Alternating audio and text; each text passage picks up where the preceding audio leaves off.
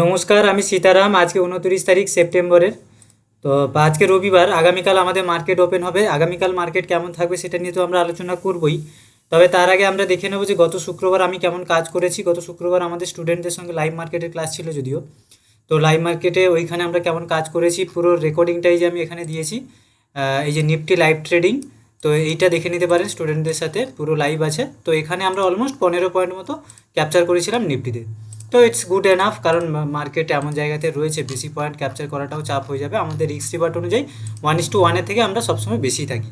তো ঠিক আছে, আমাদের শুক্রবার কমপ্লিট। এবারে আমরা দেখবো যে সোমবার দিন আমরা কেমনভাবে কাজ করতে পারবো। সবার প্রথমে ব্যাঙ্ক নিফটিটা দেখে নিই। ডেলি টাইম ফ্রেমের ব্যাঙ্ক নিফটিকে দেখাচ্ছি।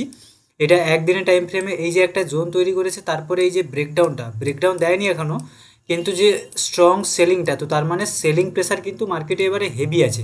এবং পাশাপাশি দেখে নেবো ব্যাঙ্ক নিফটিতেও সেলিং প্রেসার রয়েছে। অত হেভি না থাকলেও ব্যাঙ্ক নিফটির মতো নিফটিতে কিন্তু সেলিং প্রেসার রয়েছে, খুব বেশি নেই। তো প্রথমে নিফটির আমাদের প্ল্যানটা বানিয়ে নিই, তারপরে আমরা ব্যাঙ্ক নিফটির প্ল্যান বানাবো। নিফটি ফিফটি প্ল্যান বানানোর জন্য আমরা চলে এসেছি 5 মিনিট ফ্রেমে। তো 5 মিনিট ফ্রেমে আমাদের প্ল্যান এটাই হতে পারে, যদি মার্কেট সামহাউ আমাদের ডাউন প্ল্যান এটাই হতে পারে। দেখুন, আপসাইডের প্ল্যান করাটা যদি এই সব জায়গায় কোথাও ওপেন হয়, আপসাইডের প্ল্যান করাটা খুব চাপ হয়ে যাবে। খুব চাপ নয়, মানে আপসাইড সেলার কোথায় আছে, স্ট্রং সেলার এখানে আছে। যদি এই সব জায়গায় ওপেন হয়, এই সব সেলারদের ধরতে যেতে অনেক টাইম লাগবে। তো এক্ষেত্রে বা এই যে সেলিংগুলো, এগুলো কিন্তু স্ট্রং ইনস্টিটিউশনাল সেলিং, এই সেলিংটা।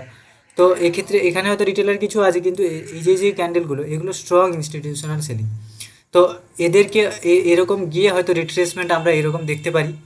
তো সেলিংয়ের দিকে আমাদের প্রেফারেন্স বেশি থাকবে, বাকি বাইংয়ের দিকে অবশ্যই থাকবে, এমনটা নয়। তো যদি দেখি অতিরিক্ত গ্যাপ আপ হচ্ছে, এখানে কোথাও সাস্টেন করছে মার্কেট, তো এদের স্টপ লস নেওয়ার চান্স রয়েছে। তো হ্যাঁ, আমরা সেক্ষেত্রে প্ল্যান করতে পারি।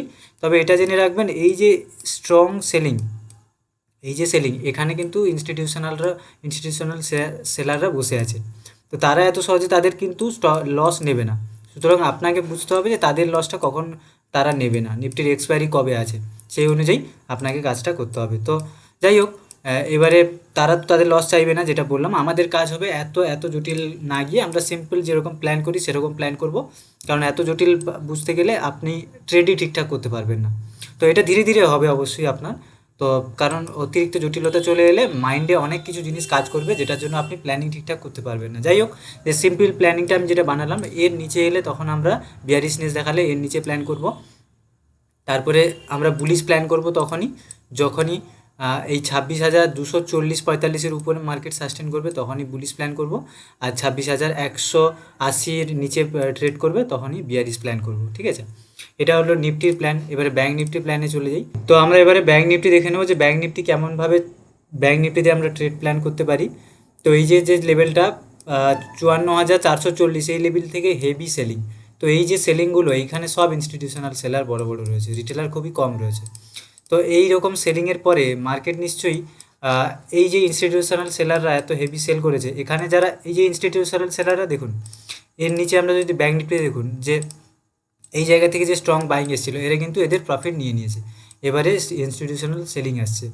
তো এক্ষেত্রে আমাদের কি খেয়াল রাখতে হবে, ব্যাঙ্ক নিফটিতে এখানেও আমরা একটা জোন তৈরি করতে পারি। ওকে, জোনটা তৈরি করে নিয়েছি 54,030-এর কাছাকাছি যেই জোনটা হচ্ছে।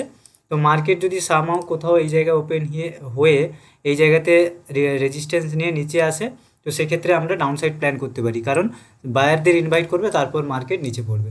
তো এইভাবে আমরা ডাউন সাইডে প্ল্যান করতে পারি। আপ সাইডে তখনই প্ল্যান করুন যখন 54,150, 54,200 এইগুলো ক্রস করে মার্কেট উপরে থাকবে, তখনই আপসাইড প্ল্যান করুন। এটা ছিল নিফটি আর ব্যাঙ্ক নিফটির সিম্পল ট্রেডিং প্ল্যান। আশা করি ভিডিওগুলো ভালো লাগছে, আপনাদের এক্সিকিউশনের সুবিধা হচ্ছে।